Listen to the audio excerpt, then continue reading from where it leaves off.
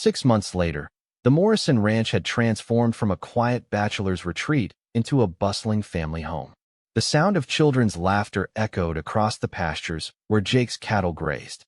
Baby gates blocked the stairs, colorful toys were scattered across the living room floor, and the kitchen table was permanently set for family meals that happened 3 times a day without fail. Emma had grown into a chubby, happy 6-month-old who smiled at everyone and giggled when Jake made silly faces. She had learned to roll over and was working on sitting up by herself, reaching for everything with curious fingers. Marcus, now almost a year old, was crawling at lightning speed and pulling himself up on furniture, determined to walk before his first birthday. The twins, Lily and Rose, were talking more each day, though most of their conversations were still in a language only they understood. Claire had settled into life on the ranch as if she had always belonged there.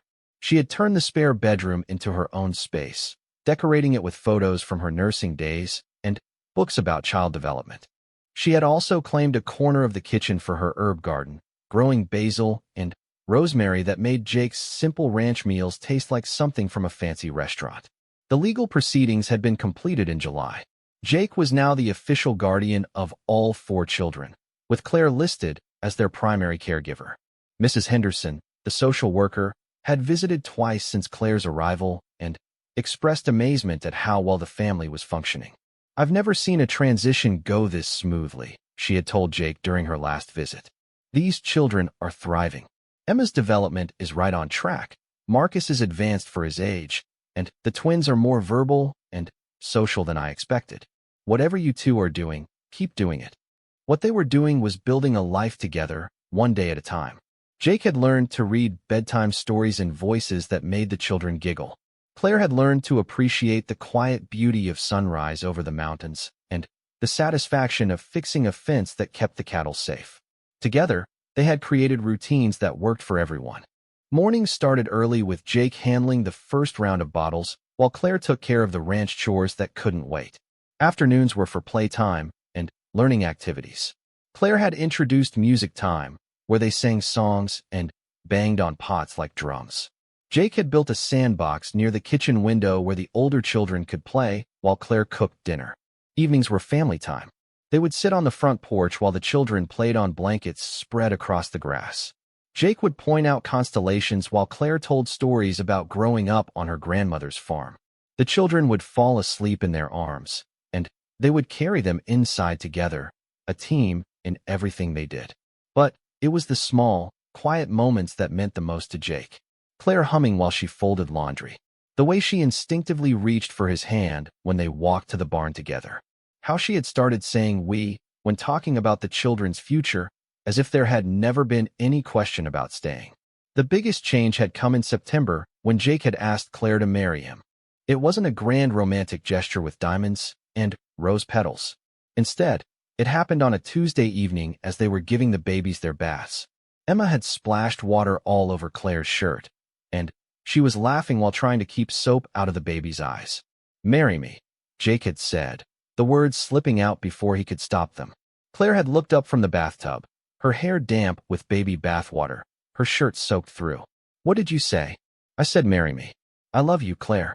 I love watching you with the kids. I love coming home to you at the end of the day. I love the way you make everything better just by being here. These children need both of us. And I need you too." Claire had been quiet for so long that Jake started to worry he had ruined everything. But then, she smiled, the kind of smile that lit up her whole face. "Yes," she said simply. "Of course yes." They were married 6 weeks later in the living room of the ranch house, with the 4 children as their wedding party and the local pastor officiating. Claire wore a simple white dress she had ordered online, and Jake had bought a new suit that he swore he would never be comfortable in. Mrs. Henderson had come for the ceremony, along with Jake's neighbors and a few friends from town. Emma had slept through most of the ceremony in Claire's arms. Marcus had crawled around the feet of the guests, charming everyone with his infectious giggles. The twins had worn matching yellow dresses and had been more interested in the flowers than the vows, but they had clapped when everyone else did, sensing that something important was happening. "Do you, Jake Morrison, take Claire to be your wife, to love and cherish her, to build a home together, and raise these children as your own? I do, Jake had said, his voice rough with emotion. Do you, Claire Donovan, take Jake to be your husband, to love and cherish him, to build a home together, and raise these children as your own? I do, Claire had whispered, tears streaming down her face. When the pastor pronounced them husband and wife, Jake kissed Claire gently while 4 babies clapped and babbled their approval. It was perfect in its imperfection, chaotic and beautiful, and exactly what their family needed. Now, as winter approached and the first snow dusted the mountains in the distance, Jake looked back on the year that had changed everything. He thought about that night in April when he had sat in Tommy's rocking chair, holding a crying Emma, and wondering if he had made a terrible mistake. He couldn't have imagined then that by Christmas, his house would be filled with the sounds of family, that he would have a wife who understood him completely, and that for babies who had lost everything would have a home where they were loved beyond measure. The children were growing so fast. Emma was sitting up on her own now and showed signs of wanting to crawl. Marcus had taken his first steps the week before, stumbling across the living room into Claire's waiting arms with a look of pure triumph on his face. The twins were forming their own personalities more each day. Lily was gentle and observant, content to sit quietly and study the world around her. Rose was bold and adventurous, always the first to try new foods or explore new places. Do you ever think about having more? Claire asked one evening as they watched the children play before bedtime. Jake nearly choked on his coffee. More children? Claire, we can barely keep up with these 4. I know. It's just watching them grow up, seeing how much love there is in this house. I can't help but think about what it would be like to have a baby that was ours from the very beginning. Jake studied her face, seeing something there he recognized. The same look she got when she talked about the future, when she made plans for the children's education or imagined what they would be like as teenagers. It was hope mixed with longing, the desire to build something even bigger than what they already had. Are you saying you want to have a baby? I'm saying I want whatever makes our family complete, Claire said. If that's these 4 beautiful children and no more, I'm happy. If it's these 4 plus, however, many more find their way to us, I'm happy with that too. Jake reached for her hand, intertwining their fingers. You know, when I first put up that ad for a nanny, I was just trying to survive. I never imagined I'd find a partner, a wife, a woman who would love these children as much as I do. And I never imagined I'd find a cowboy who would give up his peaceful bachelor life to raise 4 babies because it was the right thing to do, Claire said. We're quite a pair. The best kind of pair.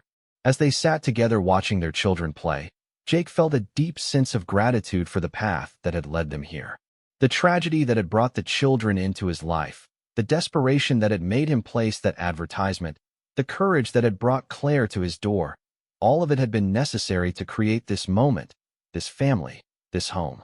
Emma was babbling to her reflection in the toy mirror Claire had propped against the couch.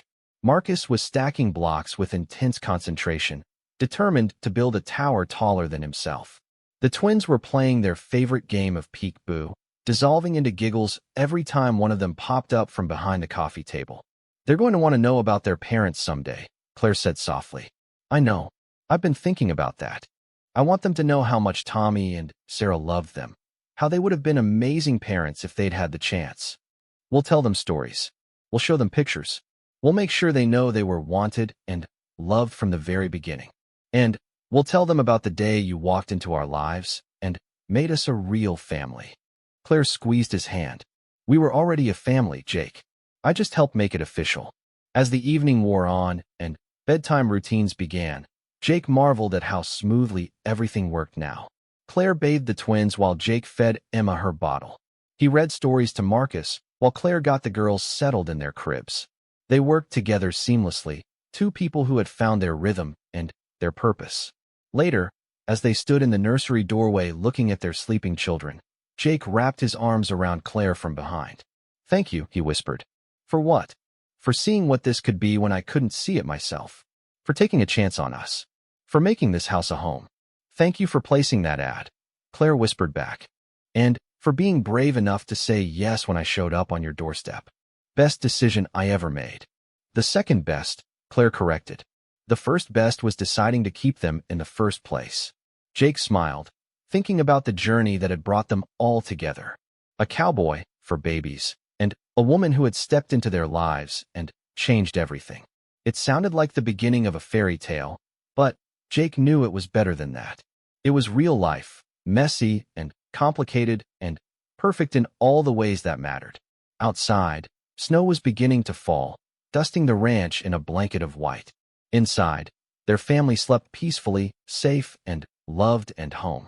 And Jake Morrison, who had once thought his life was complete with just his cattle and his solitude, couldn't imagine wanting anything more than what he had right here, right now, forever.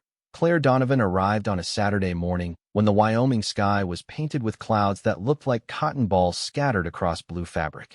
Jake watched from the kitchen window as her small blue sedan navigated the dirt road that led to his ranch house. His hands were shaking slightly as he poured coffee into 2 mugs, though he couldn't quite admit why he was nervous.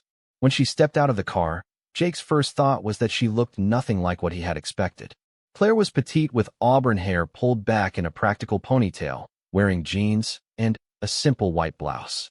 She moved with purpose but without hurry, taking a moment to look around at the vast landscape that stretched in every direction. Jake opened the door before she could knock. "Miss Donovan? I'm Jake Morrison. Please, call me Claire." Her handshake was firm, her smile genuine. "This is beautiful country. The photos in your email didn't do it justice." Before Jake could respond, Marcus began crying from the nursery, quickly followed by Emma's newborn wails. Claire's expression didn't change. Instead, she tilted her head slightly, listening. "Sounds like feeding time. Should we go meet them?" In the nursery, chaos reigned. Marcus had somehow managed to get his legs stuck between the crib slats and was frustrated rather than hurt. Emma was hungry and letting the world know about it. The twins were both standing in their cribs, holding onto the rails and bouncing excitedly at the sight of a new person. Jake started toward Marcus, but Claire was already there, gently freeing the baby's leg and lifting him into her arms. "Hey there, handsome," she said softly. Marcus stopped crying immediately, studying her face with curious eyes. "You just wanted some attention, didn't you?" While Jake fed Emma her bottle, Claire played with the twins, who had taken an immediate liking to her. She made silly faces that had them giggling, spoke to them in the kind of gentle baby talk that Jake could never quite manage without feeling foolish. Within 20 minutes, all 4 children were calm and content. "They're wonderful," Claire said as they sat in the living room, watching the babies play on a large blanket Jake had spread on the floor. "You've done an amazing job with them." Jake almost choked on his coffee. "Amazing? Most days I feel like I'm barely keeping my head above water." "That's normal," Claire said with a laugh. "Caring for one baby is exhausting. For babies is like running a small army. But look at them, Jake. They're happy, healthy, secure. Emma's gaining weight beautifully. Marcus is hitting all his developmental milestones. The twins are bonding with you. You're giving them exactly what they need. What they need is someone who knows what they're doing." Claire studied him for a long moment. "Can I ask you something? Why did you take them?" Jake had been asked this question by social workers, by neighbors, by the judge who had granted him temporary custody. His answer was always the same, simple and honest. "Because they needed a home, and I was the only family they had left." "That's exactly why you're the right person to raise them," Claire said. "Not because you have all the answers, but because you care enough to try to find them." They spent the rest of the day together. Claire helped with feedings and diaper changes, showed Jake a few techniques that made bath time easier, and shared stories from her years as a pediatric nurse. She had worked in the NICU, caring for premature babies and infants with medical complications.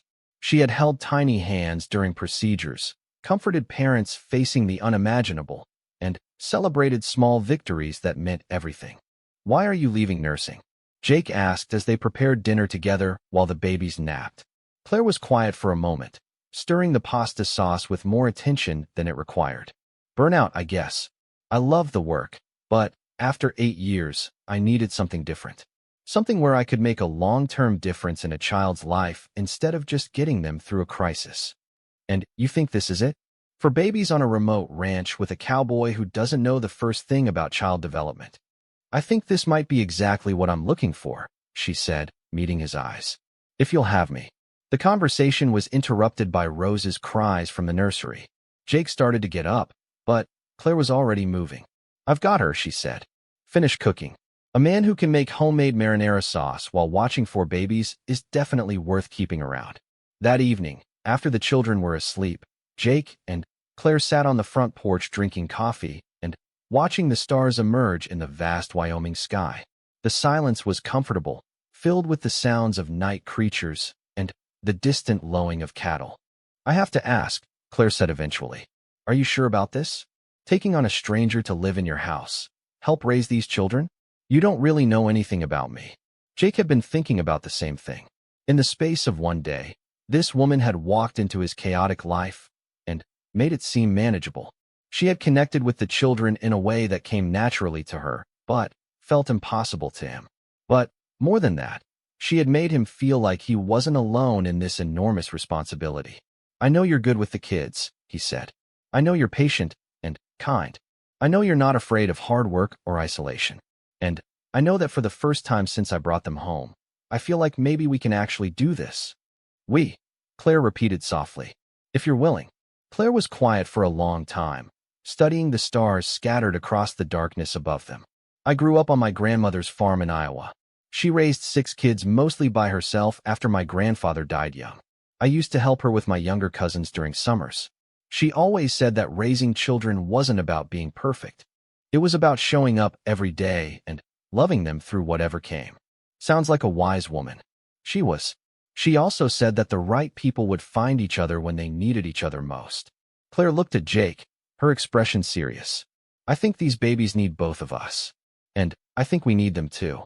Jake felt something shift in his chest, a loosening of tension he hadn't realized he was carrying. For weeks, he had been struggling under the weight of responsibility, the fear that he would fail these children who had already lost so much. But, sitting here with Claire, talking about the future instead of just surviving the present, he began to believe that maybe they could build something good together. The next morning, Claire helped with the baby's breakfast routine. She showed Jake how to mix cereal for Marcus, who was ready to start solid foods, and demonstrated techniques for getting the twins to eat without wearing most of their food. Emma was growing stronger every day, holding her head up more and beginning to focus on faces and voices. They're going to need routine, Claire said as they cleaned up the kitchen while the children played. Consistent schedules, predictable activities. It helps them feel secure. I can do routine, Jake said. Ranch life is all about routine. Good. And they'll need stimulation, interaction, learning opportunities. Reading, singing, playing. Even at this age, their brains are developing incredibly fast. Jake felt a familiar wave of uncertainty. I'm not much of a reader, and my singing voice could scare cattle. Claire laughed, a sound that was quickly becoming one of Jake's favorite things about having her there. We'll figure it out together. I brought some books and toys in my car. And, trust me, babies don't care if you can carry a tune. They just care that you're trying. The afternoon brought their first real test. Marcus had been fussy all morning, and by noon he was running a slight fever. Claire examined him carefully, checking his ears and throat, feeling for swollen glands. Probably just a cold, she said. But we should keep an eye on him. Babies can go downhill fast. Jake watched as she took charge of the situation, adjusting Marcus's feeding schedule, monitoring his temperature, keeping him comfortable. She explained everything she was doing and why, teaching Jake what to watch for and when to worry. How do you know all this? He asked as they gave Marcus a lukewarm bath to bring his fever down. Experience. Training. But mostly just paying attention, Claire said. You learn to read their signals, to trust your instincts. You're already better at it than you think. By evening, Marcus was feeling better. His fever had broken, and he was back to his usual cheerful self, trying to grab everything within reach and babbling to anyone who would listen. Claire had handled the situation with calm competence, but she had also included Jake in every decision, every assessment, every treatment. I have a confession, Jake said as they put the children to bed. When I posted that ad, I was hoping for someone to take over, to handle the things I couldn't. But, watching you today, I realized I don't want someone to take over. I want a partner. Claire paused in the middle of tucking Lily into her crib. A partner in raising the children? a partner in everything. The words hung in the air between them. Jake hadn't planned to say them, hadn't even realized he was thinking them until they were out of his mouth. But, as he watched Claire's expression, he knew they were true. "Jake," she said softly, "I know it's crazy. I know we just met. But, these kids, this place, it feels right in a way nothing has felt right in a long time." Claire finished settling Lily and turned to face him fully. "It feels right to me too. Scary, but right. So you'll stay? Not just as the nanny, but as more?" "I'll stay," she said. "For them, for us, for whatever this becomes." That night, as Jake lay in bed listening to the familiar sounds of 4 babies sleeping safely in the next room, he felt something he hadn't experienced in months: hope. Not just hope that they would get through tomorrow or next week, but hope for a real future. A future where Claire's laughter filled the house, where the children grew up surrounded by love, where the silence of the ranch was replaced by the joy of family. Outside, the Wyoming wind whispered through the trees, carrying the promise of spring and new beginnings. Jake Morrison had always been a man of simple pleasures. At 32, he owned a modest ranch in Wyoming where the mountains kissed the sky, and the nearest neighbor lived 15 miles away. His weathered hands told stories of hard work. His boots carried the dust of countless trails, and his heart carried a pain he tried to forget every sunrise. The accident happened on a Tuesday in March when the snow was finally melting. Jake's younger brother Tommy and his wife Sarah were driving back from the hospital in Cheyenne with their newborn daughter, little Emma. They never made it home. A drunk driver ran a red light at the intersection near Miller's Creek, and in one terrible moment, Jake lost the only family he had left. Standing in that sterile hospital corridor, Jake felt his world collapse. But then, the social worker, Mrs. Henderson, pulled him aside and changed everything with 4 simple words: "The children need you." Children, plural.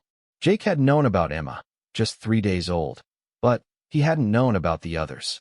Tommy and Sarah had been fostering 3 other babies, all under 18 months old. There was Marcus, a 6-month-old with bright eyes, and the biggest smile Jake had ever seen. Then came the twins, Lily and Rose, both 14 months old, who had been abandoned at a fire station the previous winter. Mrs. Henderson explained that without Tommy and Sarah, the children would enter the foster care system. They might be separated, sent to different families across the state. But if Jake was willing, if he could prove he was capable, he could keep them together. He could give them the home Tommy and Sarah had wanted them to have. Jake stared at the 4 cribs lined up in the hospital nursery. Emma slept peacefully, unaware that her world had changed forever. Marcus was trying to grab his own feet, giggling softly. The twins were holding hands even in their sleep, as if they knew they needed to stick together. These weren't just babies. They were his responsibility now, his family. But what did a cowboy know about raising babies? Jake could brand cattle, fix fences, and survive weeks alone on the range. He could read weather patterns like a book and knew every inch of his land by heart. But diapers? Feeding schedules? Teething?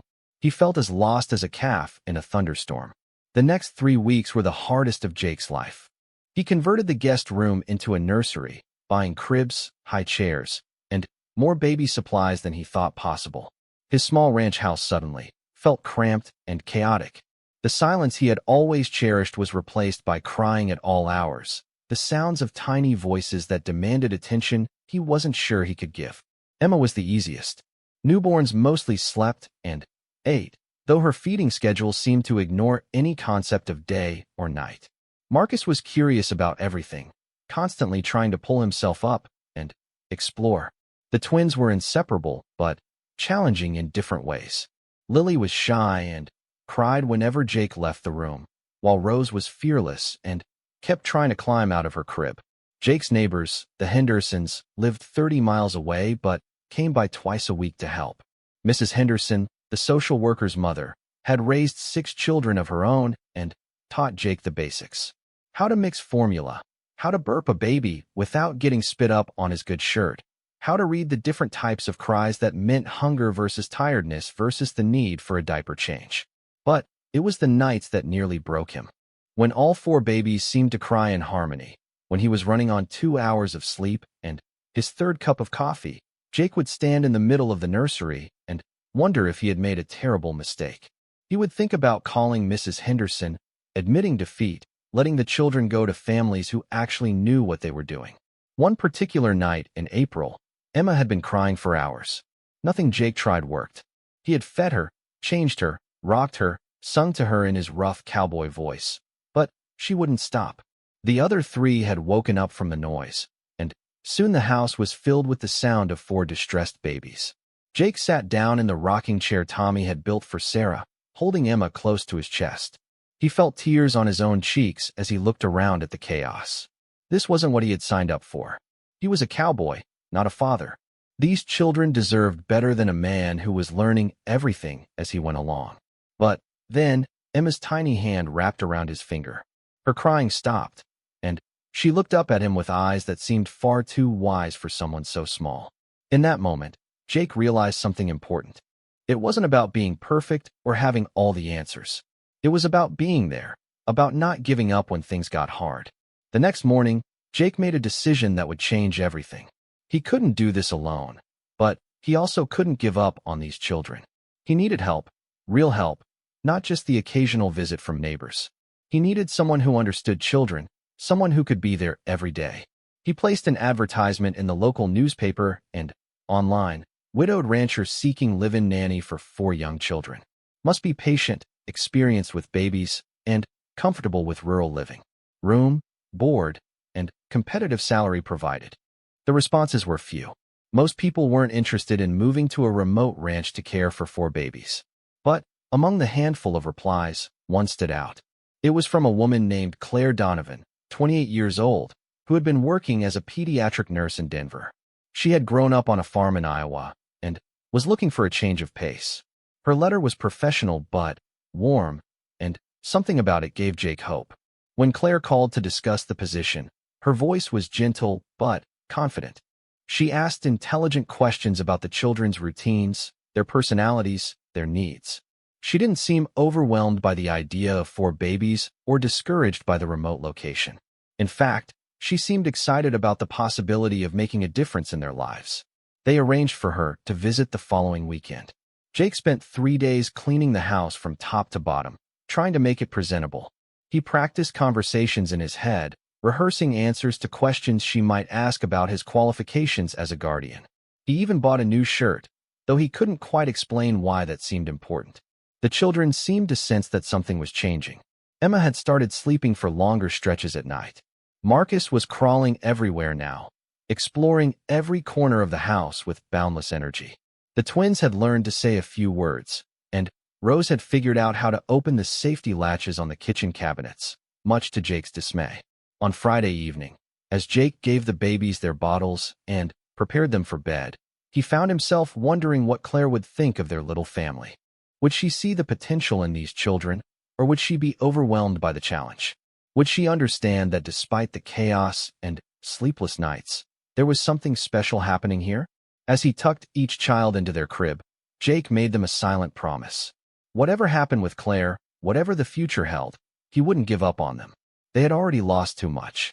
He might not be the father they deserved, but he would be the father they needed. And maybe, just maybe, that would be enough. The house felt different that night. Quieter, but not empty. Full of possibility instead of just chaos. For babies slept peacefully in their cribs, unaware that their lives were about to change again. But this time, Jake hoped it would be for the better.